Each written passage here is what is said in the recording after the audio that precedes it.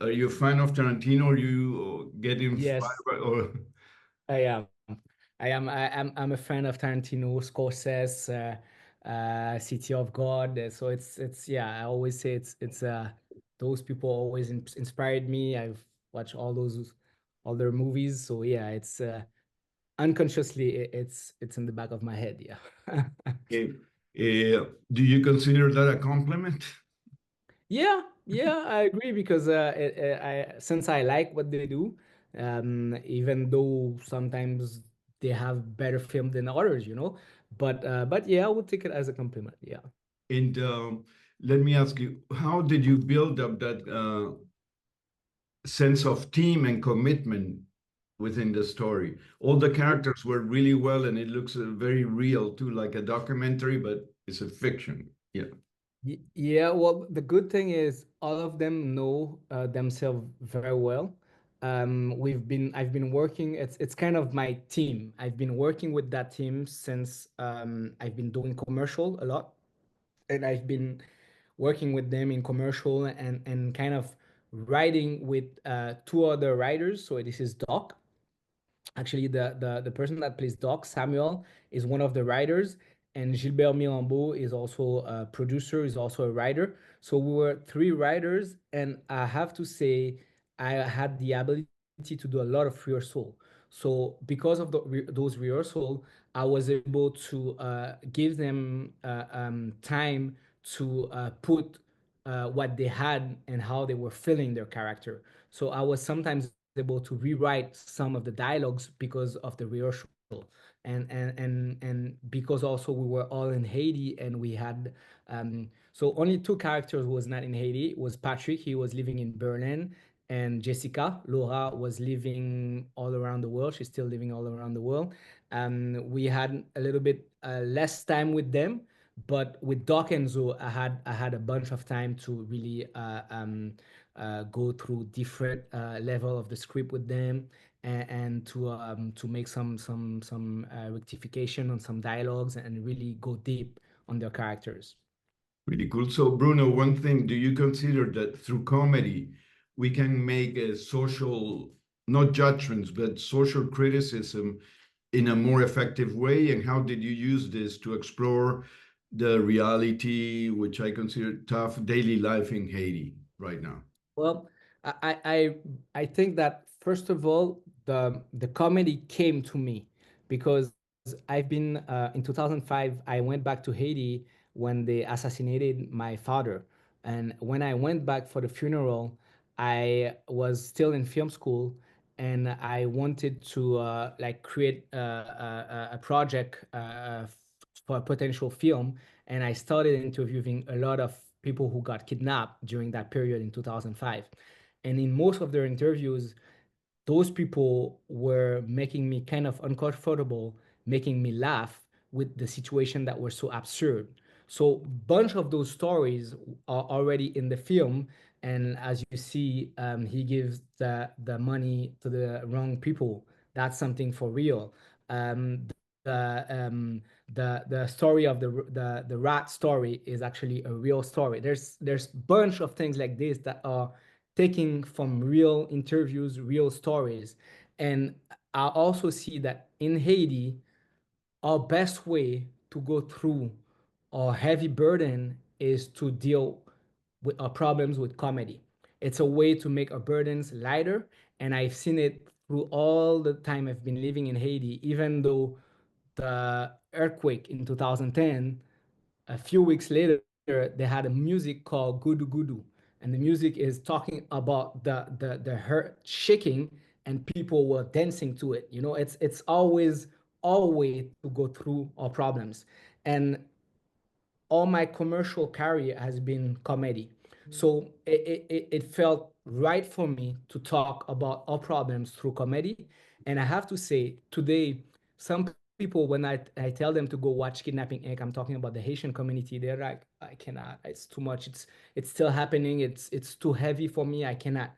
And when they go, people are like so happy because it was talking about the problems, but it was talking uh, uh, with kind of there's a lightness to it. There's the comedy that accompany that goes with it, and it helps them to go back to the situation even though they don't want to hear about it anymore.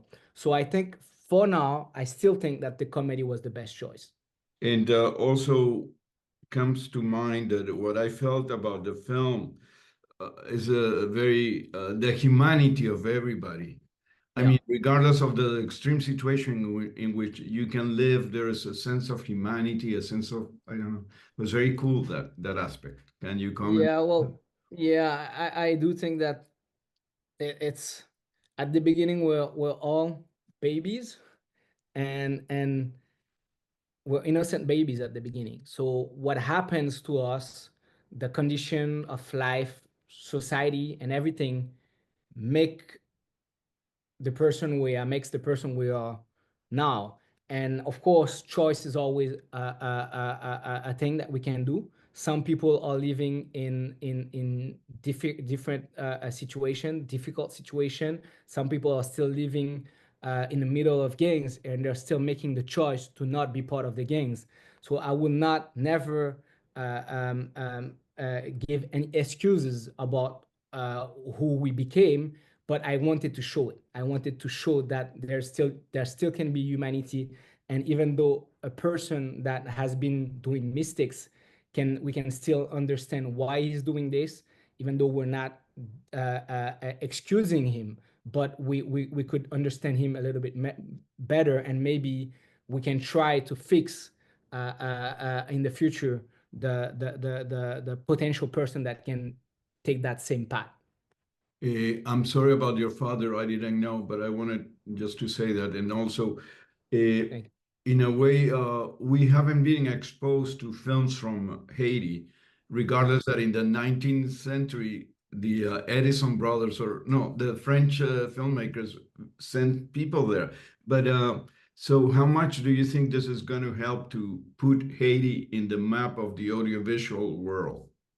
Well, I think that I'm not the only filmmaker who's doing this. There was actually Yeah. Jessica Geneus, the actress that plays Laura, is also a filmmaker. She had Freda, that was at Cannes in 2021, I think, if I am not making any mistake. So there's also Samuel Suffren. While I was at Sundance last year, he had a short film at Sundance, and it's a Haitian film. So I think we're a new generation of filmmakers that are putting Haiti on the map and showing a different Haiti that people are used to say, we've seen Haiti in the news. That's not the Haiti we're showing, even though we're not only showing the beautiful beaches and the sun and all of that, but we're still telling a little bit more than what the news is saying. We're showing the life there. We're showing the people how they are, how they think, the good and the bad, the color, the music, the language. So it's a weird thing, but some people told me after they seen the film they wanted to go to Haiti. And I'm like, well, at least it works, because some people will tell me, why are you showing this side of Haiti? I'm like, this is our reality. We have to show this too. So yeah, I guess it will. If we're still making movies, and I've seen that those movies are getting attention, so I guess yeah, it's showing our culture, and it's putting some light on our culture. And Bruno, you've been doing this for a while. You've directed many commercials and then another feature. Yeah. How do you see your future as a filmmaker? And yeah, So now, because of Sundance, I have agent and managers in Hollywood. But the project I'm still pushing, it's project about Haiti.